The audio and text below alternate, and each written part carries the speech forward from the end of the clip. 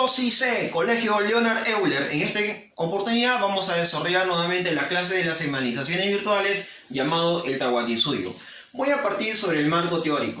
Me voy a fundamentar. Cuando hablamos sobre el imperio del Tahuantinsuyo, específicamente la llamada etapa imperial, estamos hablando del año 1438 al año 1533, año y finalización de la destrucción del imperio de los incas. En la actualidad, ningún científico o estudioso investigador puede negar la existencia de este imperio incaico, tal como fue la existencia de Roma, de Grecia, de Persia, de India y de China. Si bien es cierto, el imperio de los incas, el Tahuantinsuyo, se ubicó básicamente en el tercer horizonte, donde las evidencias de la historia, testimonios, crónicas del siglo XVI y siglo XVII dan cuenta de la existencia de este imperio. Pero tomando en cuenta el año de la etapa imperial 1438 a 1533, sacando la estadística corresponde a 0,6%, una etapa bastante diminuta. Pero tendríamos que preguntarnos si los incas llegaron a crear algo. Los incas no crearon nada, no descubrieron nada nuevo. Desde la caída de Tiahuanaco y Huari, las fuerzas productivas se paralizaron, ya no hubo mayores fuerzas productivas de desarrollo. Cuando hablamos nosotros de lo que viene a ser el Tahuantinsuyo, los incas, en su afán de llegar al Cusco, en su camino, en su trayectoria en la parte sur, se encontraron con subculturas como los Lares, los Poque y los Antasayay y los Alcahuasi. Quiere decir que lo tuvieron que avasallar y someterlos a esas señas, a esas pequeñas culturas que, en otras palabras, ubicaban en la parte sur de Andahuay, la Sapurima, para consolidar su reino o su primera confederación en el Cusco.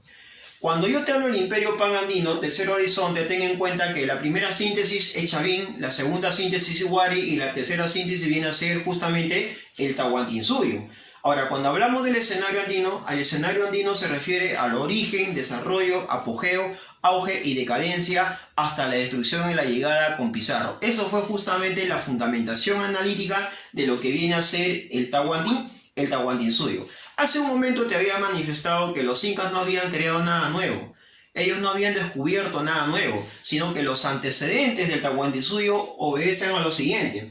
Por ejemplo, del segundo intermedio regional tenemos a Chimú, Chincha, Chancas, Chachapoyas y Chancay.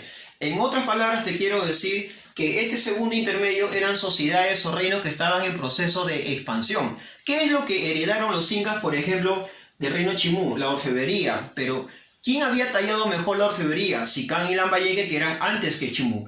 Pero también en la cultura Chimú vamos a decir que fue conquistada por el Inca Tupac Yupanqui. Entonces, ¿qué es lo que van a heredar el Chimú? La orfebrería, la elaboración de brazaletes. Ahora, de la cultura chincha, los chinchas eran llamados justamente los nuevos fenicios de América, los globalizadores del mar. Y ten en cuenta que los chinchas navegaron hasta Ecuador, llegaron al altiplano. Y los chinchas eran pues expertos navegantes y sabían elaborar balsas. ¿Te acuerdas tú quién fue el inca que navegó hasta la Polinesia? Fue Tupac Yupanqui. Y Tupac Yupanqui básicamente, ¿de dónde aprendió la elaboración de esos barcos? De la cultura chincha. Ahora, de los chancas, por ejemplo, los chancas, ¿qué heredaron de los chancas? De los chancas heredaron el espíritu guerrero, por ejemplo. Ahora, ¿quién somete a los chancas? Quien los somete es Pachacute, pero ¿quién trae todo el ejército? Todo el ejército lo trae Tupac Yupanqui. Quiere decir que Pachacute lo va a derrotar en la llamada batalla de Yaguarpampa, llanura de sangre.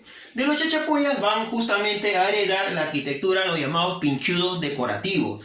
Y de la cultura chancay, los cuchimilcos. Entonces, es ahí donde yo te doy a entender qué descubrieron los incas, qué crearon los incas. Los incas no crearon nada nuevo porque todo se había consolidado en cierta manera desde el formativo temprano.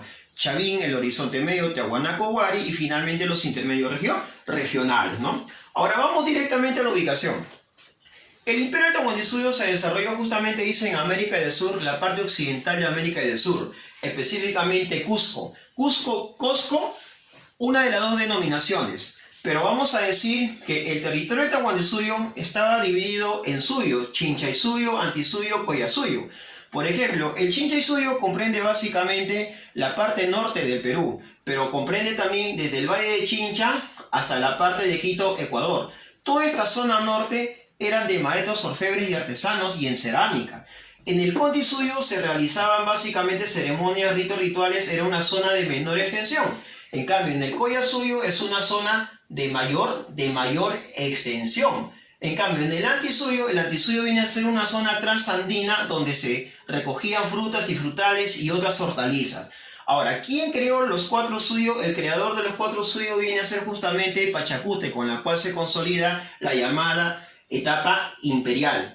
Al hablar nosotros del llamado mito legendario del Tahuantinsuyo, ten en cuenta que toda cultura siempre tiene un origen, tiene un mito o tiene una leyenda. Las leyendas se movilizan a base de imágenes y los mitos se desarrollan a base de ideas.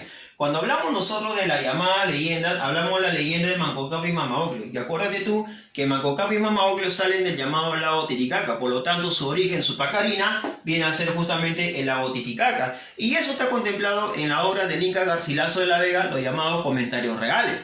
Ahora, posteriormente hay una leyenda también intermedia de los llamados hermanos Ayar. Estos hermanos Sayar, su pacarina viene a ser justamente el cerro Tamputoco, ¿no? Y esto también está plasmado en la obra del cronista Juan de Betanzo en su obra Suma y Narración de los Incas. Otro aspecto viene a ser el criterio o el carácter científico, el carácter migratorio, ¿no? Quiere decir que los tiahuanacos fueron invadidos, sorprendidos justamente por ¿quién? Por los aymaras que venían de Tucumán y de Coquimbo.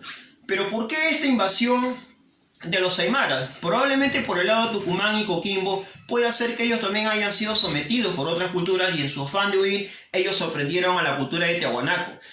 Los aymaras, en otras palabras, no simplemente destruyó al reino Tiahuanaco, sino que también va a destruir, va a avasallar básicamente al llamado imperio, al imperio Huari. Bien, alumnos, esta es la primera parte nada más del inicio de lo que viene a ser la historia del Tahuantinsuyo. En la siguiente clase vamos a hablar de la organización política y la organización económica. Muchísimas gracias y quédate en casa.